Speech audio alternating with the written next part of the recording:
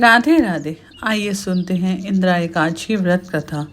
धर्मराज युधिष्ठिर कहने लगे कि हे भगवान, मैंने भाद्रपद शुक्ल एकादशी अर्थात पार्श्व एकादशी का सविस्तार वर्णन सुना।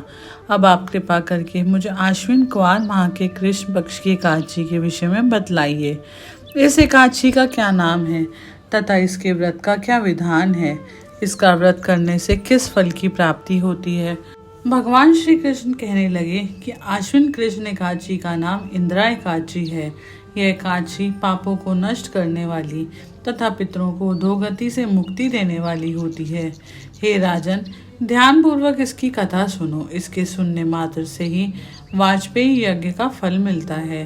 प्राचीन काल में सतयुग के समय में महिष्मति नाम की एक नगरी में इंद्रसेन नाम का एक प्रतापी राजा धर्म पूर्वक अपनी प्रजा का पालन करते हुए शासन करता था। वह राजा पुत्र पौत्र धन आदि से संपन्न और भगवान विष्णु के परम भक्त थे। एक दिन राजा सुख पूर्वक अपनी सभा में बैठे थे तो आकाश मार्ग से महर्षि नारद उतरकर उनकी सभा में आए। राजा उन्हें देखते ही हाथ जोड़कर खड़े हो गए और विधि पूर्वक आसन व अर्घ दिया। सुख से बैठाकर मुनि ने राजा से पूछा कि हे राजन, आपके सातों अंग कुशल पूर्वक तो हैं, आपकी बुद्धि धर्म में और आपके मन विष्णु भक्ति में तो रहता है। देवऋषि नारद की ऐसी बातें सुनकर राजा ने कहा, हे महर्षि, आपकी कृपा से मेरे राज्य में सब कुशल है तथा मेरे यहाँ यज्ञ कर्मादि सुख केतु हो रहे हैं। आप कृपा करके अपने आगमन का कारण कहिए। तब ऋषि कहने लगे, हे राजन, आप आश्रय देने वाले मेरे वचनों को सुने। मैं एक समय ब्रह्मलोक से यमलोक को गया और श्रद्धा पूर्वक यमराज से पूजित होकर मैंने धर्मशील और सत्यवान धर्मराज की प्रशंसा की। उसी यमराज की सभा में महान ज्ञानी और धर्मात्मा आपके पिता को एकादशी का व्रत भंग होने का कारण देखा। उन्होंने संदेशा दिया, सो मैं आपको कहता हूँ। उन्होंने कहा कि पूर्व जन्म में कोई विघ्न हो जाने के कारण मैं यमराज के निकट रह रहा हूँ। सो हे पुत्र, यदि तुम आश्विन कृष्ण एकादशी का व्रत मेरे निर्मित करो तो मुझे स्वर्ग की प्राप्ति हो सकती है। इतना सुनकर राजा कहने लगे कि हे महर्षि, आप इस व्रत की विधि मुझसे कहिए।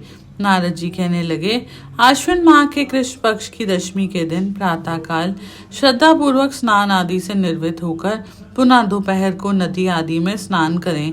फिर श्रद्धा पूर्वक पितरों का श्राद्ध करें और एक बार भोजन करें। प्रातः काल होने पर एकादशी के दिन दातून आदि करके स्नान करें।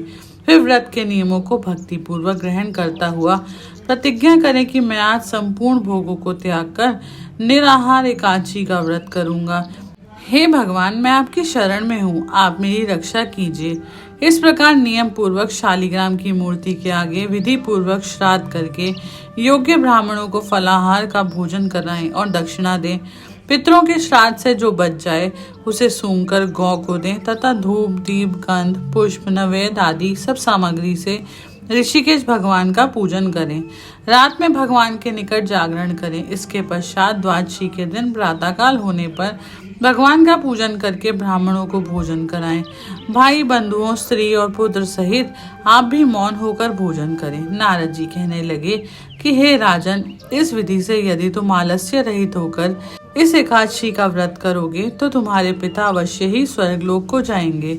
इतना कहकर नारद जी अंतर ध्यान हो गए। नारद जी की कथा अनुसार राजा द्वारा अपने बांधवों तथा दासों सहित व्रत करने से आकाश से पुष्प वर्षा हुई और उस राजा के पिता गरुड़ पर चढ़कर विष्णु लोक को गए। राजा इंद्रसेन भी एकादशी के व्रत के प्रभाव से निष्कंटक राज्य करते अंत में अपने पुत्र को सिंहासन पर बिठाकर स्वर्गलोक को गए। हे युधिष्ठिर, यह इंदिरा एकादशी के व्रत का महात्म्य मैंने तुमसे कहा। इसके पढ़ने और सुनने से मनुष्य सब पापों से छूट जाते हैं और सब प्रकार के भोग भोग कर वैकुंठ को प्राप्त होते हैं। हरे कृष्ण।